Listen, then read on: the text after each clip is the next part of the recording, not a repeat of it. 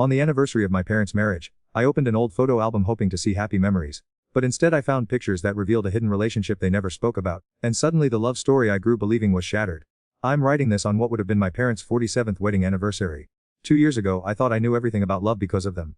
Today, I'm a divorced father of 2 who hasn't seen his kids in 3 months, and I understand nothing at all. It started with an innocent decision. Sarah was working late again, our twin boys were at soccer practice, and I found alone in the house we'd built together. The same house where I'd proposed. The same house where we'd brought our babies home. The same house that now feels a museum of my failures. I pulled out my parents' old photo albums, thinking I'd surprise Sarah with a slideshow for their anniversary dinner next week. Mom had passed 5 years ago and Dad followed 6 months later. I wanted to honor their memory, show our boys what real love looked like. The first album was exactly what I expected. Wedding photos from 1977. Dad in his rented tux, Mom in her simple white dress. Both of them glowing, holding hands, looking at each other like they discovered fire. But then I found the second album. Hidden behind the wedding photos were pictures I'd never seen. Dad with another woman, not just any woman. A woman who looked exactly like Mom but wasn't Mom. Same hair, same smile, same way of tilting her head. The photos were dated 1975. 2 years before he married Mom. I kept flipping, my hands shaking. There he was, kissing this woman at what looked like their own engagement party. There they were, dancing at what appeared to be their wedding. A wedding I'd never heard about. My phone buzzed. Sarah texting that she'd be home late. Again. For a month, I'd been feeling invisible in my own marriage. Sarah's promotion had consumed her. We barely talked anymore. We hadn't been intimate in weeks. I felt like a roommate, not a husband. A babysitter, not a partner. Staring at those photos, something cracked inside me. My perfect father, my hero, had apparently been married before. Had another before Mom. Had kept secrets from all of us for 40 years. If the man I'd idolized could live a double, what did that say about the rest of us?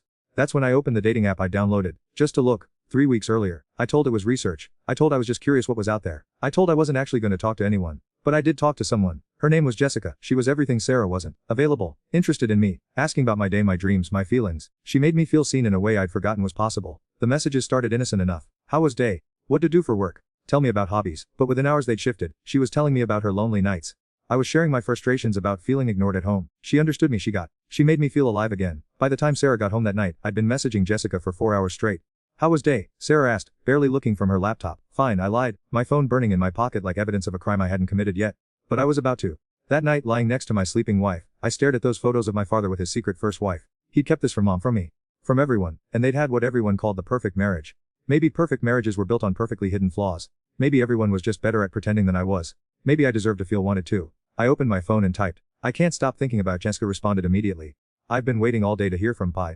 And just like that, I crossed a line I'd sworn I never would. The next morning, I looked at Sarah making breakfast for our boys, and I felt nothing but resentment. She was focused on her phone, probably work emails. When Tyler asked her about his science project, she gave him a distracted-ass father, without even looking. This wasn't the woman I'd married, this wasn't that I'd signed up for. Jessica and I made plans to meet for coffee. Just coffee, I told. Just to talk to someone who actually listened. I spent the entire day justifying it. Sarah never had time for me anymore. She'd chosen her career over our family. I was practically a single parent already. I deserved companionship. I deserved to feel appreciated. I deserved to be happy. The coffee shop was across town somewhere Sarah would never go. Jessica was even more beautiful in person. She wore a red dress that hugged her curves, and when she smiled at me, I felt something I hadn't felt in months. Wanted. We talked for 2 hours. About everything and nothing. She laughed at my jokes. She leaned in when I spoke like every word mattered to her. When she placed her hand on mine and said, I'm so glad we finally met, I should have pulled away. Instead I turned my palm and intertwined our fingers. Me too, I whispered. That night, I deleted our messages and cleared my browser history. But I couldn't delete the way she'd made me feel. I couldn't delete the way she'd looked at me. I couldn't delete the way she'd said my name like it was something precious. Sarah was already asleep when I got home. She hadn't even asked where I'd been. Lying in the dark next to my wife, I stared at the ceiling and told this was her fault. If she'd paid attention to me, none of this would have happened. If she'd prioritized our marriage, I wouldn't have needed to find connection elsewhere. But deep down, in the part of my soul I was trying to ignore, I knew the truth. I wasn't the victim here. I was becoming exactly what I'd always sworn I'd never be. I was becoming a cheater. And the worst part, I was planning to see Jessica again tomorrow. The second time I met Jessica, we didn't stay for coffee. She suggested we go for a walk in the park. It was a beautiful day, she said. Too nice to be stuck inside. I should have recognized the setup, but I was too by the attention to think clearly. We found a quiet bench near the lake. She wore jeans and a soft sweater that somehow made her even more attractive than the red dress. More real, more attainable, more dangerous. I couldn't sleep last night, she said, sitting closer than she had at the coffee shop. I kept thinking about our conversation. I should have told her about my wife, about my kids. About the I was risking with every text, every meeting, every racing heartbeat when her name appeared on my phone. Instead I said, me too. That's when it wasn't planned. At least, I told it wasn't planned. She was talking about her job, something about a difficult client, and then she paused and looked at me with those green eyes, and before I knew what was happening her lips were on mine. For exactly 3 seconds, I her back. Then reality crashed over me like ice water. I pulled away, my heart hammering so hard I was sure she could hear it. I'm sorry, I stammered. I shouldn't dart. We're married, she said. Not a question. I nodded, hating for the disappointment I saw flash across her face. Happily, she asked. I should have said yes. I should have ended it right there, walked away, deleted her number, and spent the rest of my making things right with Sarah. Instead I told her the truth. No. That one word opened a floodgate I couldn't close. I told her everything. About Sarah's obsession with work, about feeling invisible in my own home. About the kids barely noticing me unless they needed something. About my parents' perfect marriage that was apparently built on lies. Jessica listened to every word. She didn't judge. She didn't tell me to work things out with my wife. She just listened, and when I was finished, she took my hand again. Deserve to be happy, she said. Those 5 words became my permission slip to. We started meeting regularly. Always somewhere public, always with plausible excuses. I was working late. I was meeting college friends. I was running errands that took longer than expected. Sarah never questioned any of it. That should have been a relief, but instead it made me angrier. She cared so little about me that she didn't even notice when I started lying about it. The physical relationship with Jessica developed gradually, first holding hands during our walks, then kissing goodbye in her car. Then longer kisses that left me aching for more. I told we were just friends, close friends who happened to have an attraction. Nothing more serious than that. But I was buying new clothes, working out more, spending extra time on my appearance before our meetings. I was acting like a man in love, and the scary part was how good it felt.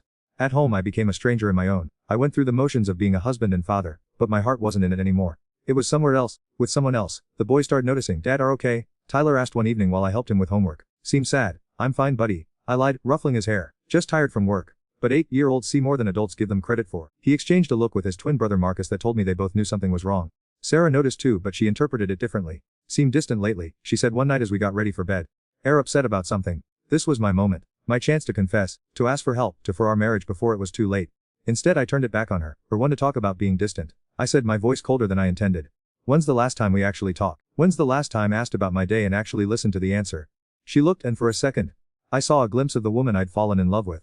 The woman who used to laugh at my terrible jokes and steal bites of my dessert and fall asleep with her head on my shoulder. I'm sorry, she said quietly. Work has been crazy, but that's not an excuse. Alright, I haven't been present lately. She reached for my hand. Maybe we could plan a date night this weekend. Just the two of us. I should have jumped at the offer. Should have seen it as the lifeline it was. But I was meeting Jessica that weekend. We'd planned to spend the entire afternoon together, maybe even. I can't this weekend, I said, pulling my hand away. I'm busy. The inner eyes deeper than any argument could have. That Saturday, while Sarah took the boys to their grandmother's house, I met Jessica at a small hotel outside town. We'd been building to this moment for weeks. All the stolen kisses, all the charged conversations, all the nights I'd lain awake imagining what it would be like to be with someone who actually wanted me. But when the moment came, when she was in my arms in that anonymous hotel room, all I could think about was Sarah. Sarah on our wedding day promising to love me forever. Sarah in the delivery room, crying with joy when the boys were born. Sarah last week, looking and confused when I rejected her offer for a date night. What's wrong? Jessica asked, noticing my hesitation. Nothing. I whispered in her to stop from thinking. Afterward, lying next to Jessica in that hotel bed, I felt nothing like the satisfaction I'd expected. Instead I felt hollow, empty, like I'd traded something precious for something. My phone buzzed with a text from Sarah. Boys want to know if we'll be home for dinner. Should I wait for? I stared at that message for a long time. My wife asking if I'd be home for dinner with my children. My family waiting for me while I lay next to another woman in a cheap hotel room. I have to go, I told Jessica. She pouted but didn't argue. When can I see again? I don't know, I said, and for the first time in weeks I meant it. But I did see her again, and again. Because the guilt was temporary, but the loneliness at home was constant. Because Sarah was still working late every night. Because the boys were still more interested in their tablets than talking to me. Because Jessica made me feel alive in a way I'd forgotten was possible. I justified each meeting, each lie, each betrayal of the vows I'd taken 10 years earlier, until the day everything fell apart. It was a Tuesday. I was supposed to be at work, but I'd taken a half day to meet Jessica for lunch. We were at our usual spot, a restaurant across town, holding hands across the table and planning our next getaway. That's when I saw him, Marcus, my 8-year-old son, standing in the doorway of the restaurant with his Cub Scout troop, staring directly at me. The look on his face will haunt me for the rest of my confusion. Betrayal. The exact moment when a child realizes his hero is actually a villain. I dropped Jessica's hand like it was on fire, but it was too late. Marcus had seen everything. The drive home from the restaurant was the longest 20 minutes of my. Marcus didn't say a word when I picked him from Scouts. He just climbed into the back seat, buckled his seatbelt, and stared out the window with the hollow expression of someone whose world had just collapsed. I tried to break the silence twice. Both times, the words died in my throat. What do say to 8-year-old son who just caught holding hands with a woman who isn't his mother? How to explain betrayal to who still believes in superheroes? When we pulled into our driveway, Marcus finally spoke. Getting divorced. The question hit me like a physical. Not because it was unexpected, but because it was so matter of fact. Like he'd already accepted it as inevitable. I don't know, I said, and immediately hated for being honest. He nodded, still not looking at me. Tyler's gonna cry. Then he got out of the car and walked into the house, leaving me sitting alone in the driveway staring at the home I was about to destroy. Inside, Sarah was making dinner. She smiled when she saw us, that tired but genuine smile she saved for the end of long days. How was Scouts, buddy? She asked Marcus. He looked at me for a long moment and I saw him make a choice. A choice no 8-year-old should ever have to make. Fine, he said quietly, then went upstairs to his room. Sarah frowned. Is he okay? I should have told her right then. Should have sat her down, sent the boys to their rooms and confessed everything. It would have been brutal, but it would have been honest. Instead I lied. Again, just tired, I think. That night, I couldn't eat dinner, couldn't focus on Tyler's excited chatter about his science project. Couldn't meet Sarah's concerned glances across the table. All I could think about was the look on Marcus's face. The way he'd aged 10 years in 10 seconds. I tucked the boys into bed like I did every night, but everything felt different. Tyler hugged me tight and told me he loved me, and I nearly broke down right there.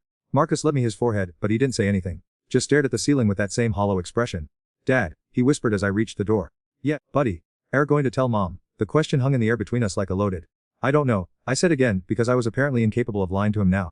He nodded and rolled over to face the wall. I stood in his doorway for 5 minutes, watching my son pretend to sleep, knowing I'd already lost him. The next few days were, Marcus withdrew completely, speaking only when spoken to, avoiding eye contact, flinching when I tried to hug him. Tyler noticed immediately. What's wrong with Marcus? He asked Sarah over breakfast. I'm sure he's fine, sweetheart, she said, but her eyes found mine across the table. Growing is hard sometimes. I caught Marcus watching me, constantly waiting. He was 8 years old, and he was carrying the weight of my betrayal like a secret too heavy for his small shoulders. I tried to talk to him twice. Both times, he just looked at me with those knowing eyes and said, when are going to tell her? Jessica kept texting. She wanted to know when we could meet again. She'd found a new place, she said, somewhere more private, more romantic. I ignored her messages. But ignoring the problem didn't make it disappear. 3 days after the restaurant, Tyler came home from school upset. Marcus won't talk to me. He complained to Sarah. He keeps saying everything's gonna change and I don't understand what he means. Sarah looked at me sharply. What's going on? Nothing, I said, but my voice cracked on the word. That night, Marcus climbed into our bed around midnight. Something he hadn't done in years. Sarah scooted over to make room, stroking his hair as he settled between us. Bad dream, baby, she whispered. Kind of, he said, and I felt his eyes on me in the dark. Duatok, and Marcus was quiet for so long I thought he'd fallen asleep. Then, Mom, do love Dad? Sarah's hand stilled in his hair. Of course I do, sweetheart. Why would ask that? Do think he loves? I felt Sarah tense beside me. In the darkness, I could feel both of them waiting for my answer. Yes, I whispered. I do love Mom. It wasn't a lie. That was the most heartbreaking part. I did love Sarah. I loved her desperately, completely, with the same intensity I'd felt on our wedding day, but I'd thrown it all away for someone who made me feel wanted. Marcus fell asleep eventually, curled between his parents like he was trying to hold our family together with his small body. I stared at the ceiling until dawn, knowing it was probably the last night we'd all sleep in the same bed. The end came on a Friday. Sarah found my phone unlocked on the kitchen counter while I was in the shower. I'd been more careful about deleting messages, but I'd forgotten about the photo gallery. Pictures of Jessica. Pictures of us together. Pictures that told a story no husband should ever have to explain. When I came downstairs, towel around my waist, Sarah was sitting at the kitchen table with my phone in front of her.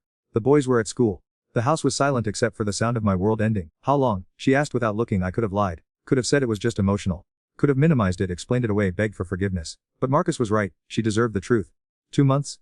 I said. She nodded, still not looking at me. No, but slept with her. It wasn't a question. Yes, Sarah finally looked, and I saw something in her eyes I'd never seen before. Not anger, not nothing. She'd already left me, she just hadn't moved out yet. The boys, she asked. Marcus saw us. At the restaurant last week, something flickered across her face, then fury maybe. Or protective instinct. Let our 8-year-old son catch cheating. It wasn't planned. He was there with scouts and, get out. The words were quiet, but they threw me like ice. Sarah, please, let me explain. Get out of my house. It's our house. Our family. I can fix this, I can. The scream brought Marcus running downstairs. He must have heard us from his bedroom, where he was supposed to be playing video games. He took one look at his mother's tear-streaked face, one look at me standing there in a towel like the pathetic cheater I was, and his shoulders slumped in defeat. I told to tell her, he said quietly. Sarah's head snapped toward him. Knew. Marcus nodded miserably. I saw Dad with another lady. He was all Sarah made was inhuman. Pure anguish, the cry of a mother realizing her child had been carrying this burden alone. She pulled Marcus against her, and he started crying. Not the dramatic tears of a child, but the silent, resigned sobs of someone who'd lost faith in the world. I'm sorry, Mom, he whispered. I didn't know what to do. Baby, she breathed. This is not fault, this is not responsibility. She looked at me over his head and I saw a hatred so pure it took my breath away. Live, she said. Now. I packed a bag and left my family that afternoon. Tyler came home from his friend's house to find his world shattered. Sarah had to explain why Daddy wasn't living with us anymore, why Marcus had been so sad all week, why everything was different now. I moved into a 1-bedroom apartment across town, the same area where I'd met Jessica for coffee that first day. The divorce papers arrived 3 weeks later. Sarah filed for sole custody. My lawyer said I might get supervised visitation if I was lucky. Tyler stopped taking my calls after the first month. Marcus never took them at all. I lost my job when word got around the office about my situation. Small towns don't forget and cheating husbands don't get second chances. Jessica stopped responding to my texts when she realized I couldn't afford to take her to nice restaurants anymore. My friends chose sides. They chose Sarah. My neighbors chose sides. They chose Sarah. My own parents' friends, the ones still alive, chose sides when they heard what I'd done to my family. They chose Sarah. I'm writing this from my empty apartment on what would have been my parents' 47th anniversary. The photo albums are here with me now, the only inheritance Sarah let me take.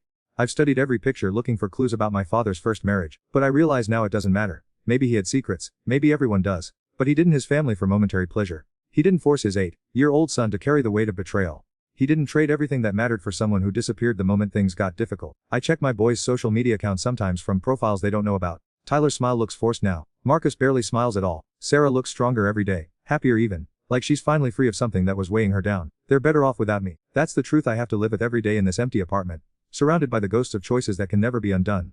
I wanted to feel wanted and I lost everyone who actually loved me. The saddest part, I didn't lose my family because my marriage was broken. I lost my family